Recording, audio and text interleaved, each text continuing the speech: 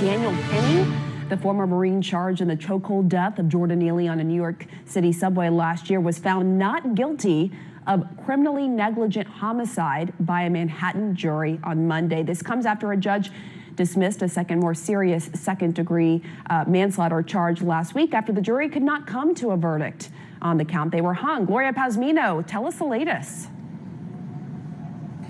Well, we are getting a live reaction right from inside that courtroom. My colleague Lauren Del Valle has been sitting there as the verdict was read. Not guilty. Visible smiles from Daniel Penny, who has just been acquitted on that second charge, the criminally negligent homicide. At the same time, the father of Jordan Neely, the victim in this case, escorted out of the room after he had an outburst with an expletive inside that courtroom as the verdict was being read. Court officers stepping in to escort Mr. Zachary Carter out of the room. Welcome back to Kingston Reviews. Derek here. Thank you guys for tuning into another video. I really appreciate it. Up over 1,300 subscribers at this particular point. So please go ahead and subscribe to the channel, like, comment. Please go ahead and make sure you do that before you leave. Even if you agree or disagree with me, please go ahead and do that. So today's video is going to be about Daniel Penny. Obviously, guys, he was recently acquitted in the death of Jordan Neely. Now, if you guys are not super familiar with the case, basically Jordan Neely by trade was a Michael Jackson impersonator slash homeless person in New York City that liked to harass people on the train apparently, and he was harassing and threatening to kill people on the train. Unfortunately, Daniel Penny decided that he would be a good guy, stand up and defend other black people that were on the train, and no good deed goes unpunished. Unfortunately, Jordan Neely, like I said, lost his life, and the people that Daniel Penny tried to save turned around and said that he was the person that should be charged, and he was charged. So imagine that you go to save people and you end up getting charged with murder, and that's pretty crazy. So he was recently acquitted, obviously, and wanted to talk to you guys a little bit about that. So the first thing I wanted to talk about, I've actually said this in a previous video, no violence looks good, and defending against violence also will not look good. So what I mean by that is, there was another video, I think it was a police video that I was talking about, where the police officer had to get someone on the ground, and I think they struck him and then maybe tripped him to the floor, and it looked super violent. Well, you know, whenever someone's resisting you, especially if they're resisting you at 100% or as hard as they can, there's no way to apprehend that person or to stop them unless you're using overwhelming violence. So unless you are someone that has done combat or done combat sports, you would not really understand that. Maybe you watch a lot of movies, you watch a lot of Steven Seagal movies and stuff like that, you think that it's pretty easy just to kind of put them in a move and hold them down. But when someone's actively trying to hurt you and hurt others, there's really only two ways, and I just don't think Daniel Penny had a good exit strategy here. I don't think there was a good way for him to get out of this, other than just getting off the train and letting Jordan Neely do whatever he wanted to the people on the train. Because let's take a look at this, okay? Let's say if Daniel Penny, instead of choking him, let's say he decided to strike him. A good striker, someone that's well trained, if I struck someone 2, 3, 4 times in the right places and then got them on the ground, they could also pass away from that. So if he struck him and then he passed away, he'd still be in the same position. Even if he struck him and didn't pass away, I guarantee you if there were videos of this, he still would have possibly got charges against him as well. So really there was no way that he could have got away with this. The second thing that I really wanted to talk about was there's a race has been brought into this thing by the obvious parties, the BLM people. There's a culture here, a black culture here in America, where they want to basically add race to everything that you see, everything that you hear. And in this case, I really don't think it applies. But I'm going to tell you, if Jordan Neely was white, right, you guys would have never even heard about this. So the fact that he's black actually put this in the public eye more. The thing that I think is interesting about a lot of this, though, with like Black Lives Matter banners and the groups that are protesting this, is I find the fact that the victims that they want to link themselves to are some of the seediest victims that you can think of, right? You've got drug dealers, you've got bums, you've got homeless people, you've got, George Floyd, Jordan Neely, Eric Garner. You got all these people that are questionable at best. Why are we not looking for better people that we want to support? It's almost as if they're only looking to support the people that probably had more to do with their own death than anybody else. People jumped off the train who were afraid within 30 seconds, and then you penny choked them for 5.5 minutes.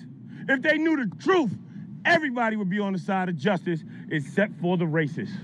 So what he's saying right out the gate, that basically if you disagree with him, you're a racist. This is like the most common ploy of people like the BLM people, that they think everything's got to do with race, and if you disagree, then you're part of the problem. But, the first thing that he said about all the people hopping off the train, if you hopped off the train and didn't go towards the danger, you got nothing to say. That's how I feel about it is, people always got that Monday morning quarterbacking on what you should have, would have, could have done. But the reality is the guy was threatening people on the train. One person stepped up to make a difference. Unfortunately, Mr. Neely lost his life. However, that was more of his fault. Who knows what was in his system, the drugs that he used, how that affected his heart and his brain and all the things that might have caused his death as well. But he wouldn't have been in that position if he wasn't threatening people in the first place. The people who are happy that Jordan Neely is dead, unify yourselves. We will be putting out information on how to unify yourselves. But this ain't about us. This is about justice. So there'll be no more Eric Garners. So there'll be no more Jordan Neelys. So we will be a united front and a community. America will never save black people. Politicians will never save black people. Only black people will save black people. So what he's saying here, I tend to want to agree with him that black people kind of have to make the change here. However, I think we're probably thinking different things. Whereas I'm thinking that black people maybe need to stop doing criminal acts and threatening people and doing violence and drugs and doing all these negative things and accept responsibility for their behaviors. I think what he's saying is to kind of step out of society more and get together more and complain more about things and not change anything. And then whenever you do bad things and bad things happen to you, then you can just blame the system some more. I think that's where he's coming from here, and he's dead wrong on that. If he's talking about, hey, we need to come together and do good and virtuous things, and I probably do agree with him, but I doubt that's what he's saying. I think he's saying, hey, let's get more together and live in the same areas and do the same things we've been doing for the last 200 years, and let's see if that will change things some more. And I think what he's going to find is that they're going to be in the same position.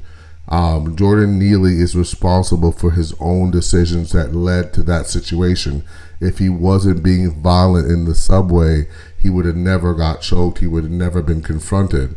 So we can avoid all these situations if we perhaps don't break the law and try to be a good person. And in my Bible, thou shalt not kill.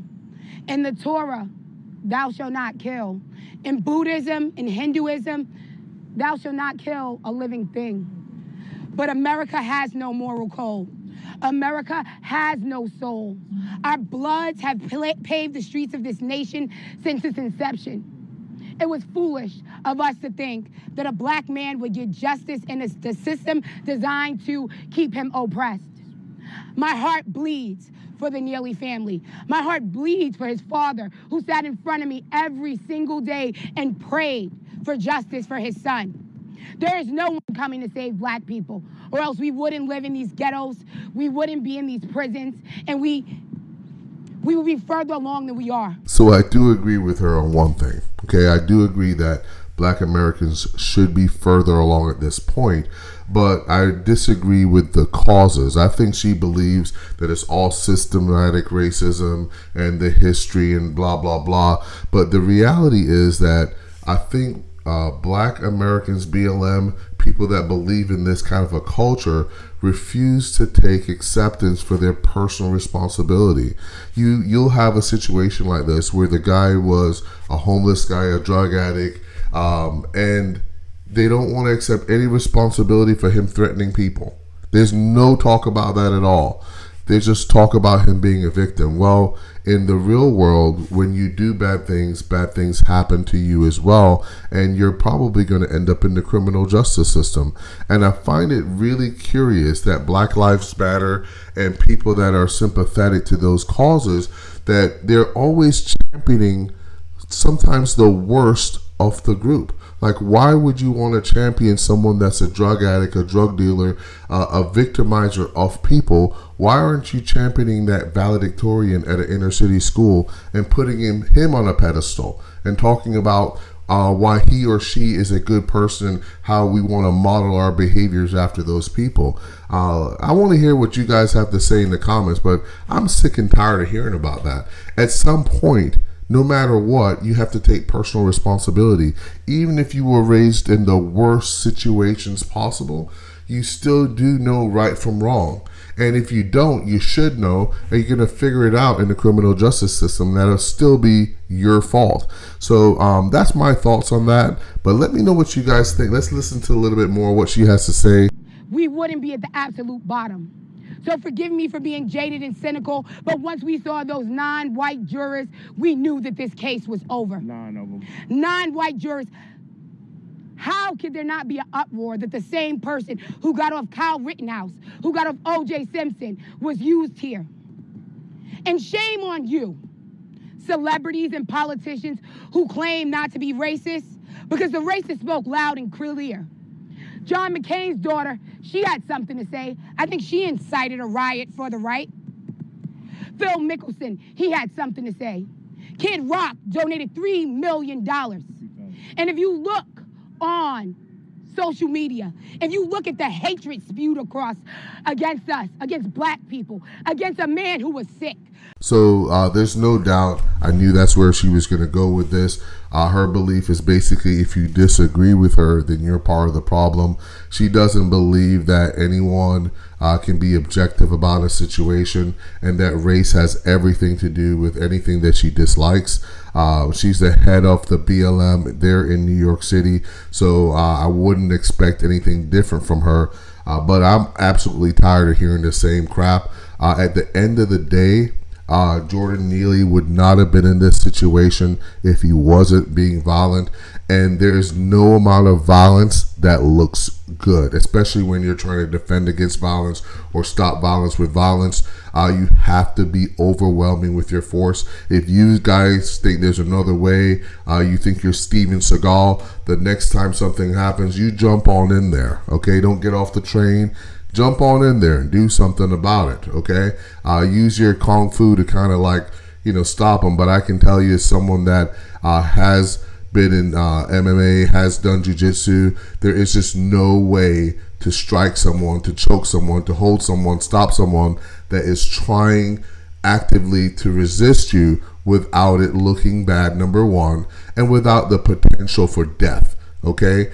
I'm telling you, 2-3 strikes, absolutely, he hits his head on the ground, he could have died that way as well. There really isn't a good way to stop violence without violence and without the possibility of death. If you guys disagree with me or agree with me, please let me know in the comments below. I really appreciate you guys hanging in there today in the video. Don't forget, a lot of you guys are not subscribing. Please subscribe to the channel. Please let me know what you guys think. And thank you for watching, and have a great day.